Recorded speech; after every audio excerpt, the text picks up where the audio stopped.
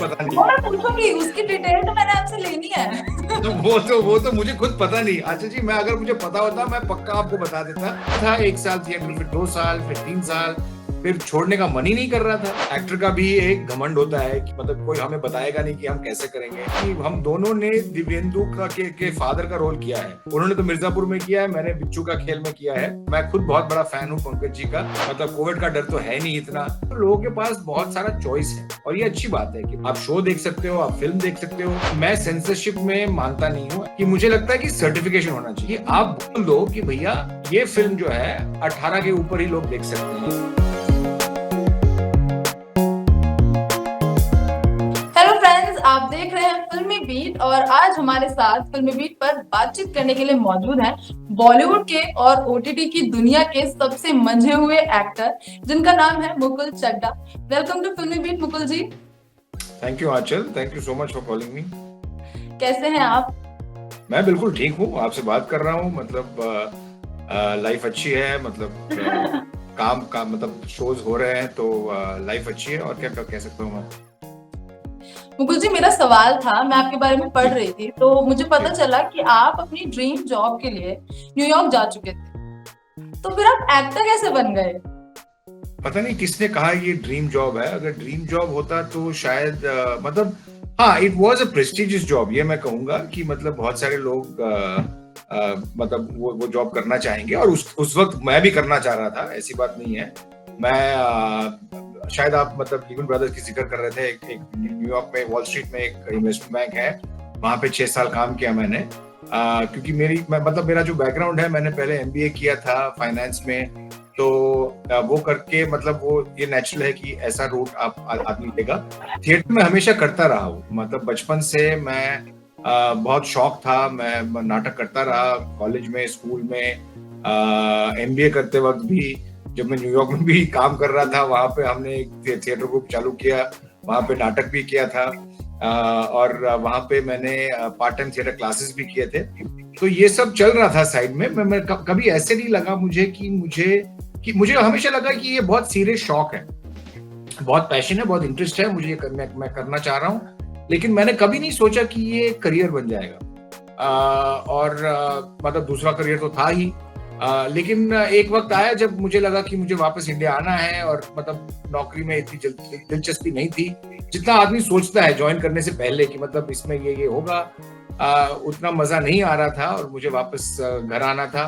तो मैंने निर्णय लिया कि मैं वापस इंडिया आ जाऊंगा। फिर इंडिया आ जाए तो फिर करेंगे क्या, ये भी मुश्किल है। बिल्कुल। तो फिर मैंने कहा ये बैंकिंग तो ट्राई किया मैंने, इतनी खास लगी नहीं मुझे।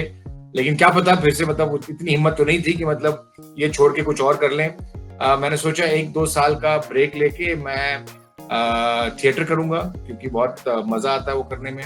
तो थिएटर करूंगा मुंबई में और लिखूंगा, और फिर देखा जाएगा कैसे होगा। मतलब शायद कोई और नौकरी मिल जाए यहाँ पे, या कोई और बिजनेस या कुछ मैं करूंगा। लेकिन मुझे लगा हमेशा कि मतलब थिएटर से अगर आदमी जुड़ा रहे तो फिर वो मैं करता रहूंगा।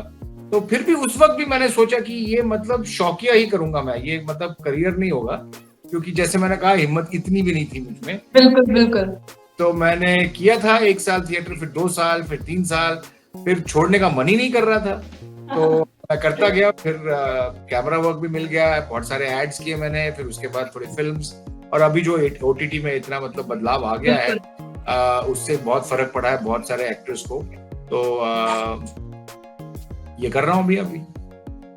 जब आपको आपका पहला ब्रेक मिला फिल्म्स में, तो मतलब तब लगा कि यार हाँ, अब जो है मैं इसको एक शौकिया पने पे नहीं, अब मैं इसको सीरियसली ले सकता हूँ। एक्चुअली वो जो है ना, वो जो अंदरूनी जो मतलब मेरा खुद का मतलब ये डिसीजन लेना कि मतलब कि ये मैं शौकिया नहीं कर रहा हूँ, ये फुल टाइम करियर है, वो लगने में वो होने में काफी टाइम लग गया। क्योंकि ऐसा नहीं है कि मेरे को एक बड़ा ब्रेक मिल गया कि मैंने कोई बड़ी फिल्म में लीड रोल किया, ऐसी बात नहीं है। पहला रोल तो आप आदमी करता है, वो मतलब 1-2 दिन का काम है किसी फिल्म में। पहली फिल्म जो मैंने की वो रिलीज भी नहीं हुई। तो ऐसे 2-3 फिल्में हैं मेरी जो रिलीज भी नहीं हुई, उसमें ऐसा नहीं कि कोई बड़ा काम किया मैंने। उस वक्त तो आप बहुत एक्साइटेड हो, 2 दिन का काम कर रहे हो, 4 दिन का काम कर रहे हो। लेकिन वो आहिस्ता आहिस्ता करते करते लेकिन एक चीज है कि जो आप कह रहे हैं कि मतलब जब मैं वो कर रहा था मजा आ रहा था, मुझे और करना था, तो वो जो चाह है वो आदमी को मतलब करने के टाइम पे वो आपको एहसास हो जाता है कि हाँ ये मैं करना चाह रहा हूँ, इसके पीछे मैं दौड़ रहा हूँ। तो अगर वो पता चल जाए तो फिर आसान हो जाता है कि बस ये करना चाहिए।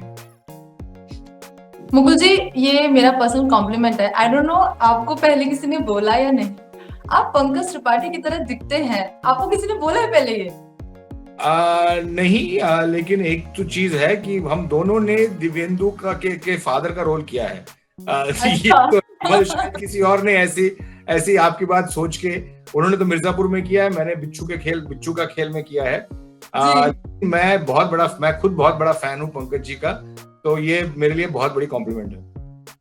मतलब सच में आपका चेहरा और एक्टिंग में तो खैर उनकी जो बराबरी है वो लोग करते हैं, और कितनी ज्यादा खूबसूरत तरीके से वो पर्दे पर उतरते हैं वो एक अलग ही चीज है। लेकिन आपकी जो छवि है काफी हद तक उनसे मिलती है। चलो अच्छी बात है। तो आप दादा प्रोड्यूसर और कास्टिंग डायरेक्टर को बताइए कि जो काम वो नहीं करते, मुझे दे दीजिए। जी जरूर। मेरा सवाल था कि आप हाल ही में राणा नायडू में नजर आए थे, तो जी। आप वहां पर वेंकटेश दग्गुबती जी के साथ काम कर रहे थे, तो उनके साथ एक्सपीरियंस क्या रहा? नर्वस थे, खुश थे, एक्साइटेड थे? कैसा था आपका एक्सपीरियंस वहां? बहुत मजा आया उनके साथ काम करके। मतलब नर्वसनेस तो बिल्कुल नहीं थी, क्योंकि वो ऐसे शख्स तो है ही नहीं, मतलब वो इतने बड़े स्टार है साउथ के। मतलब मैं तो बचपन से उनकी फिल्में देखता आ रहा हूँ। लेकिन ऐसा कुछ पहली बार उनको मिलते ही मतलब ऐसा कुछ लगा ही नहीं कि मतलब वो तो मतलब एक को एक्टर की तरह थे। ऐसी कोई बात नहीं, बहुत ही स्वीट है। मतलब मुझे कोई ऐसा, और अजीब बात यह है कि हमारे जो सारे सीन्स हैं उसमें मेरा जो स्टेटस है वो ऊंचा है उनसे, क्योंकि मैं जो ऑफिसर हूँ, मैं सीधे ऑफिसर हूँ। मैं मतलब मैं उनको पकड़ के रखा हूँ मैंने, मतलब कि ये काम करो मेरे लिए, वो करो मेरे लिए। तो वो मतलब जेल होके आ गए हैं। तो वो रिलेशनशिप ऐसा अजीब सा था, उल्टा था, मतलब कि मेरा पल्ला भारी था वो सारे सीन्स में। लेकिन ऐसा कुछ प्रॉब्लम तो नहीं हुआ उनके साथ काम करते वक्त कि मतलब जैसे कभी कभी लोग कहते हैं मतलब थोड़ा सा नर्वसनेस, बड़े स्टार के साथ आपको पता नहीं कि क्या कर सकते हैं, कह सकते हैं। नहीं, बहुत ही इजी था उनके साथ काम करके। मैं पहले हैदराबाद भी गया था, उनके साथ रिहर्सल की हमने। बहुत ही स्वीट आदमी है वो। हमने आपको सनफ्लावर में देखा था अभी, पार्ट जी 1, फैबुलस, बहुत ही ज्यादा उम्दा। Thank you so much, thank you. उसके बाद मैंने आपको मेड इन हेवन में देखा, कमाल की जो आपने कहाँ देखा? वो तो अभी तक आई नहीं है। Made in heaven season 1। नहीं, सीजन 1 में नहीं था, मैं सीजन 2 में हूँ। लेकिन सीजन 1 के अंदर, लेकिन तब तक खबरें तो आ गई थी कि सीजन 2 में आप आएंगे। हाँ शायद वो होगा। हाँ, अभी तक वो और आया उसी की नहीं है। अपडेट मेरे को जाननी है आपसे अभी। क्या अपडेट चाहिए आपको? कि सीजन 2 कब आ रहा है, क्योंकि जो कहानी देखिए, ये जो एक बात है ना, जो सारे सवाल, मोस्ट कॉमन सवाल है एक्टर से पूछा जाता है, ये जो आपका शो है इसका अगला सीजन कब आ रहा है? क्योंकि एक्साइटमेंट ऐसी होती है। बिल्कुल, नहीं, बहुत अच्छी बात है, बहुत ही अच्छी बात है। मतलब इन सोशल मीडिया पर ये सवाल आते हैं कि सर इस शो का अगला सीजन कब आ रहा है? और बहुत मतलब मुश्किल सिचुएशन में डाल देते हैं आप लोग, क्योंकि एक तो बड़ी खुशी होती है कि मतलब फैंस हैं जिनको पता करना है, वो इंतजार कर रहे हैं। हाँ, बेचैनी से इंतजार कर रहे हैं। तो वो एक अच्छी बात है। लेकिन इसका जवाब तो है ही नहीं हमारे पास, क्योंकि मतलब ये जो है, जो प्रोड्यूसर है, डिस्ट्रीब्यूटर है, जो प्लेटफॉर्म है, ये निर्णय लेंगे कि कब रिलीज होगा। उनका कोई मास्टर प्लान है कि मतलब बहुत सारे रिलीजेस है, और जब तक वो अनाउंसमेंट आती नहीं है, हमें खुद पता नहीं है कि कब आने वाली है। आनी चाहिए, जल्दी आनी चाहिए, क्योंकि बने हुए थोड़ा टाइम हुआ है, लेकिन एग्जैक्टली कब आएगी वो पता नहीं। लेकिन आप इंतजार करिए, मुझे पूरा भरोसा है कि बहुत अच्छा होगा इस बार सीजन 2 भी। जी बिल्कुल इंतजार करेंगे, क्योंकि एक्साइटमेंट जो है ना वो बढ़ रही है, बिल्कुल कंट्रोल नहीं हो रही है। दूसरा सवाल मेरा ये था कि जिस तरह से अभी हाल ही में ना ओटीटी इंक्लिनेशन बहुत हो रहा है, जो ओटीटी एक्टर्स हैं या फिर नॉर्मल बॉलीवुड फिल्म्स भी ओटीटी पर इसीलिए रिलीज हो रही हैं, तो मुझे जानना था कि ओटीटी इंक्लिनेशन से क्या बॉलीवुड फिल्म्स पर जो थिएटर्स में रिलीज होती हैं उन पर कोई असर पड़ता है? देखिए, ये सब जो है, ये जो ट्रेड एनालिसिस है या बिजनेस ट्रेंड्स हैं, जी इस पे भी मैं तो मतलब एक्सपर्ट तो हुई नहीं। हम सब अपनी राय दे सकते हैं, लेकिन किसको क्या पता है कि ऑडियंस को क्या चाहिए, वो किस मतलब ऑडियंस थिएटर जाना चाह रही है, या किस फिल्मों के लिए थिएटर जाना चाह रही है, या कौन सी फिल्म है ओटीटी या टीवी अपनी टीवी पे देखना चाह रही है। तो ये जो है, और ये दुनिया भर में ये बदलाव आ रहा है, काफी टाइम से आ रहा है। हाँ, पेंडेमिक की वजह से थोड़ा सा ज्यादा हुआ है ये शिफ्ट, जहाँ पे मतलब लोग ओटीटी के शोज देखने लगे, और इंडिया के शोज ही नहीं, दुनिया भर के शोज आपके ड्राइंग रूम में है, आप देख रहे हैं वहां पे। तो थोड़ा सा और लॉकडाउन के टाइम पे तो मतलब यही एक जरिया था, थिएटर तो आदमी जा ही नहीं रहा था। तो एक तरह से हाँ, एक थोड़ा सा इम्पैक्ट तो हुआ है, मतलब लोगों की बिहेवियर्स में कुछ चेंजेस आए हैं कि वो लोग मतलब ज्यादातर मतलब एक नया जो लोग पहले करते नहीं थे कि मतलब घर पे बैठ के पिक्चर देख लेते हैं, तो वो तो एक चेंज हुआ है। अभी कोविड का डर तो है नहीं इतना, तो शायद मतलब अभी थिएटर में लोग वापस जाने लगे हैं, लेकिन ये पूरा मतलब वापस चला जाएगा जैसे 2019 में था, या फिर कुछ बीच का होगा, किसको क्या पता। लेकिन एक चीज है कि मतलब लोगों के पास बहुत सारा चॉइस है, और ये अच्छी बात है कि मतलब आप घर पे ऑप्शन बहुत है, आप शो देख सकते हो, आप फिल्म देख सकते हो, आपको मतलब आप अगर देख भी रहे हैं तो वेस्ट में या हॉलीवुड में ऐसा ट्रेंड काफी टाइम से हो रहा है कि जो फिल्में चलती हैं थिएटर में, वो बड़े बड़े स्पेक्टिकल वाले फिल्म है, मतलब जो सुपर हीरो फिल्म है या एनिमेशन है, या मतलब यहाँ पे आपको बड़े पर्दे पे कुछ देखने का मतलब मौका मिले, जो आपके टीवी पे मतलब वो मजा नहीं आएगा फिल्म में। मतलब ऐसी बात नहीं है कि सिर्फ कहानी अच्छी होनी चाहिए, कहानी तो अच्छी होनी चाहिए, तो ठीक है, वो तो आप टीवी पे देख लेंगे, लेकिन कुछ और आपको देना पड़ेगा ताकि लोग थिएटर में आ जाए।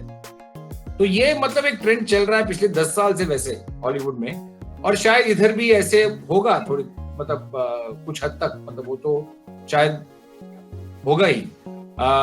लेकिन आजकल ऐसा है कि मतलब हमें फर्क नहीं पड़ता है, जो काम मिल रहा है हम करेंगे और ऑडियंस तक पहुंचाएंगे। हम क्या कर सकते हैं, सब में जनता पसंद कर रही है और वही काफी है। हाँ, और अच्छी बात यह है कि बहुत सारा कंटेंट बन रहा है, अलग अलग टाइप का कंटेंट बन रहा है, तो मौके हमें मिल रहे हैं, तो अलग अलग किरदार का रोल करने का, तो अच्छी बात है। मुकुल जी, हाल ही में सलमान खान ने ओटीटी कंटेंट को लेकर एक मतलब अपना स्टेटमेंट दिया था कि ओटीटी कंटेंट के ऊपर ना सेंसरशिप होनी चाहिए। अच्छा, तो इस बात से, इस स्टेटमेंट पर आपका क्या कहना है? देखिए, मेरी राय जो है वो सिंपल सी है, वो या तो ओटीटी हो या फिल्म हो, कुछ फर्क नहीं होना चाहिए।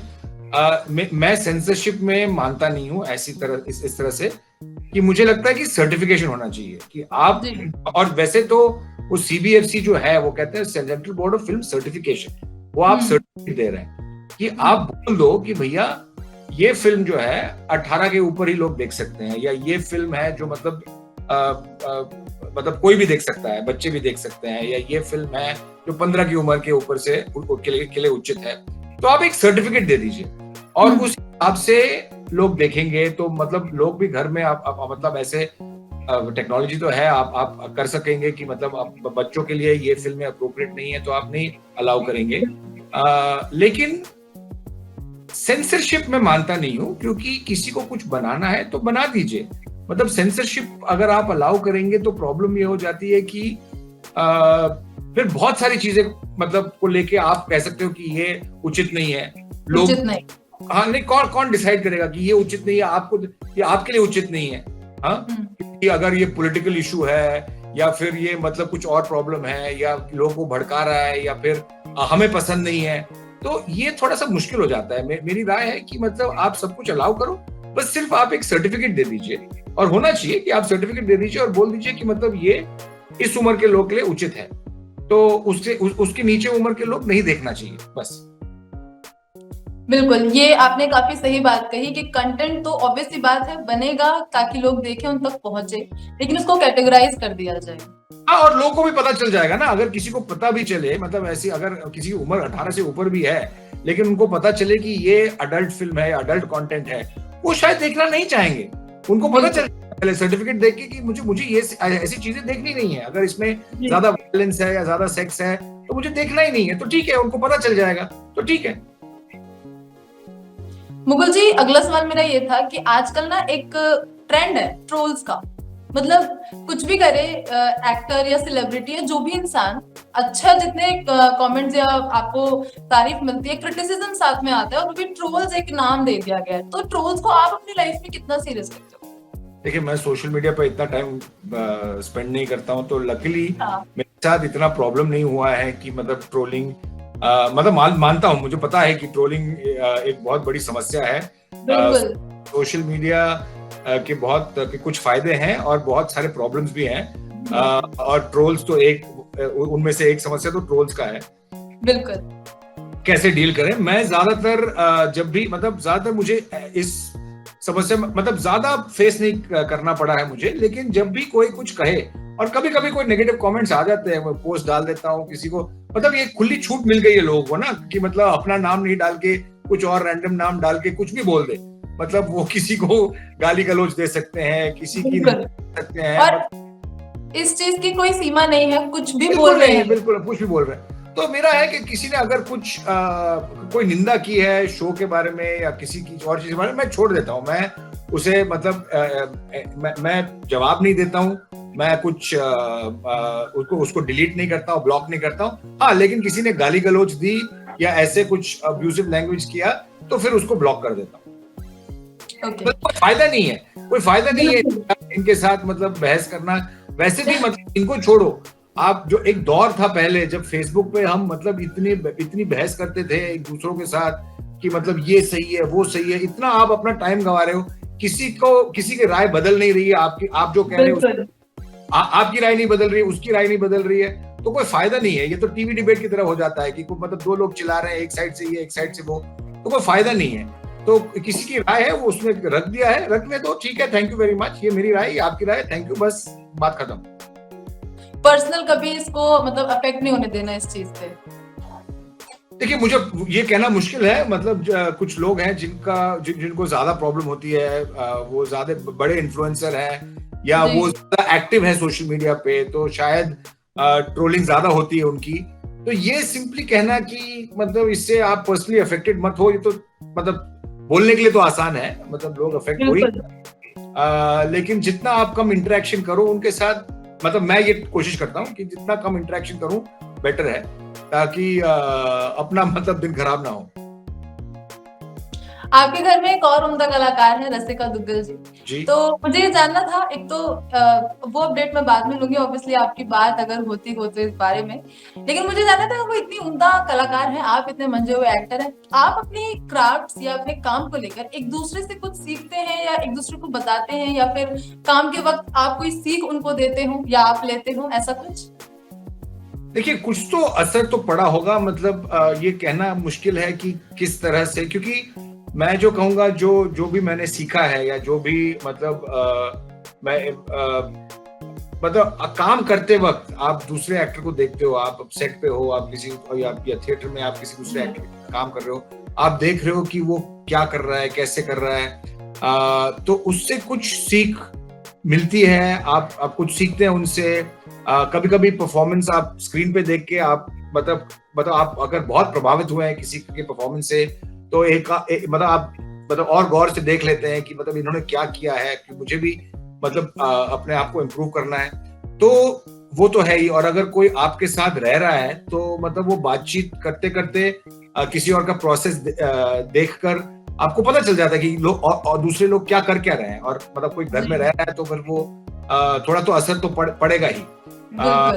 ये कहना मुश्किल है कि मतलब वो, क्योंकि हम ज्यादातर हम एक दूसरे को मतलब एडवाइस तो नहीं देते हैं, क्योंकि एक्टर का भी एक घमंड होता है कि मतलब हम मतलब कोई हमें बताएगा नहीं कि हम कैसे करेंगे, सिर्फ या तो पे हो या पहले भी हो, मतलब प्रेपरेशन के टाइम भी हो, तो ऐसा नहीं कि हाँ ऐसे करो या वैसे करो, या मैं इसमें मतलब मुझे मुश्किल हो रही है मैं क्या करूं, ये ऐसी डिस्कशंस नहीं होती है। लेकिन क्या डिस्कशंस कभी कभी क्या होते हैं कि कोई कुछ कर रहा है प्रेपरेशन, या वो प्रेपरेशन कर रही है या मैं प्रेपरेशन कर रहा हूं, तो दूसरे व्यक्ति को पता चल जाता है कि ये क्या कर रहा है और ये कैसे कर रहा है और इससे क्या असर पड़ रहा है, तो थोड़ा तो असर तो पड़ता है। ओके, मेरा लास्ट सवाल था कि मिर्जापुर 3 से कोई रिलेटेड अपडेट मिल जाएगी मुझे? देखिए ये तो मतलब आपने तो एक तो आप मुझे पूछ रहे कि मेरे शोज कब आ रहे हैं, वो मुझे पता नहीं। मैं पूछूंगी, उसकी डिटेल तो मैंने आपसे लेनी है। तो वो तो मुझे खुद पता नहीं। अच्छा जी, मैं अगर मुझे पता होता मैं पक्का आपको बता देता, मुझे पता नहीं। अभी आप ये पूछ रहे कि रसिका के शो का वो मिर्जापुर जानना चाह रहे हैं कब आ रहा है, लेकिन आना चाहिए। बस मुझे बस ये पता है कि क्या है, वो खत्म हो गया है, तो और काफी टाइम से खत्म हुआ है, मतलब इस साल शायद आना चाहिए, ये मेरा गेस है। मुझे कोई खबर नहीं है वैसे, तो होपफुली इस साल आ जाए। मैं भी बेचैनी से वेट कर रहा हूँ कि ये कब आए। मैं बड़ा फैन हूँ मिर्जापुर का, और हम एक पाबंदी है, मैंने रसिका को बोला है कि जब आप शूटिंग कर रहे हैं मिर्जापुर का, तो घर आके आपको जो भी डिस्कस करना है डिस्कस करिए, लेकिन स्पॉइलर मत दीजिए। स्पॉइलर मत दीजिए, बिल्कुल। वैसे आपको पता है मुकुल जी, आपने भले डायरेक्टली पूरी नहीं बताई हो, ऑब्वियसली आपने बोला आपको नहीं पता, बट फैंस ने ये सुन के बहुत खुश हो जाएंगे कि शूटिंग बहुत पहले खत्म हो गई है और अब किसी भी वक्त अनाउंसमेंट हो सकती है। वो मालूम नहीं मुझे है कब होने वाली है, लेकिन काफी महीनों से मतलब शूटिंग खत्म हो चुकी है, तो होपफुली जल्दी आ जाएगी। मैं भी इंतजार कर रहा हूँ। हम भी बहुत वेट कर रहे हैं। मुकुल जी, जाते जाते मेरा सवाल है कि जो भी आपके अपकमिंग प्रोजेक्ट्स आने वाले हैं, चाहे वो यामी गौतम के साथ हो या अर्जुन रामपाल के साथ हो, क्योंकि खबरें हैं लेकिन ना किसी पर भी पुष्टिकरण नहीं है, वो आप बता दीजिए। ठीक है, बताता हूँ। इस साल शायद काफी रिलीजेस होंगे, लेकिन एग्जैक्टली पता नहीं कब आएंगे वो। एक तो है हाँ, जैसे आपने कहा था कि ये अपना अर्जुन रामपाल के साथ एक फिल्म की है मैंने, इस झमेला, तो वो हमने शूट किया था पिछले साल लंदन में, तो वो शायद इस साल आ जाएगी, और वो कॉमेडी है, तो वो एक फिल्म है। एक दूसरी फिल्म की है मैंने, जैसे आपने कहा, यामी गौतम और प्रतीक गांधी के साथ, वो एक एक्शन कॉमेडी है, तो हाँ, एक इंटरेस्टिंग है, एक एक्शन कॉमेडी है, तो वो शायद, पता नहीं, वो भी इस साल आनी चाहिए वो फिल्म, और उसमें मैंने कुछ बिल्कुल अलग सा रोल किया है, वो मैं ज्यादा बोल नहीं सकता हूँ, तो फिर आप देख लीजिए, स्पॉइलर हो जाएगा। फिर मेड इन हेवन 2 है, वो भी आनी चाहिए जल्दी। फिर एक और सीरीज है, मासूम, तो टेंटेटिव टाइटल है, उसका नाम बदल जाएगा शायद। वो एक गर्ल्स स्कूल में बेस्ड है, ऊटी में शूट किया था हमने। वो नित्या मेहरा और सुधांशु सरिया ने डायरेक्ट किया उस शो को, तो वो भी शो है। हाँ, ये सब और कुछ है, मैं सोच रहा हूँ। सनफ्लावर 2 भी आएगा। सनफ्लावर 2 तो हमने हाल ही में शूटिंग खत्म की है, तो वो भी बहुत मजेदार है। वो कैरेक्टर भी, मुझे हमेशा वो सेट पे बहुत मजा आता है, क्योंकि एक तो वो कहानी बहुत मजेदार है, और वो कैरेक्टर भी है, वो इतना अलग है। जो बाकी किरदार मुझे मिलते हैं नॉर्मली, वो डॉक्टर आहूजा का जो किरदार है वो बहुत ही अलग है, और बहुत मजा आता है, मतलब उन लोगों के साथ काम करके। मतलब गिरीश कुलकर्णी हो, रणवीर शोरी हो, सुनील ग्रोवर हो, आशीष विद्यार्थी जी हो, तो बहुत मजा आता है। तो अभी खत्म किया हमने, तो उसको थोड़ा टाइम लगेगा, लेकिन वो भी आएगा। तो मतलब इस साल हम आपको मतलब मिस नहीं करेंगे ज्यादा, क्योंकि आप बैक टू बैक आने वाले हो अपने फैन से मिलने के लिए। हो सकता है, मतलब राणा नायडू तो अभी रिलीज हुई है, हो सकता है इस साल 6 रिलीज भी हो जाए, लेकिन वो पता भी नहीं कि कौन से डेट पे क्या आएगा। कुछ हो सकता है किसी जनवरी अगले साल में भी आ जाए, वो किसी को पता नहीं, जैसे मैंने कहा है। So sorry to disappoint, Anchal exact date दे नहीं सकता हूं आपको, लेकिन ये 5 प्रोजेक्ट आएंगे। और thank you so much Mukul ji, आपसे बात करके बहुत अच्छा लगा। ये सारी अपडेट्स जानने की बड़ी खुशी हुई। All the very best for your future projects. Thank you so much. Thank you so much.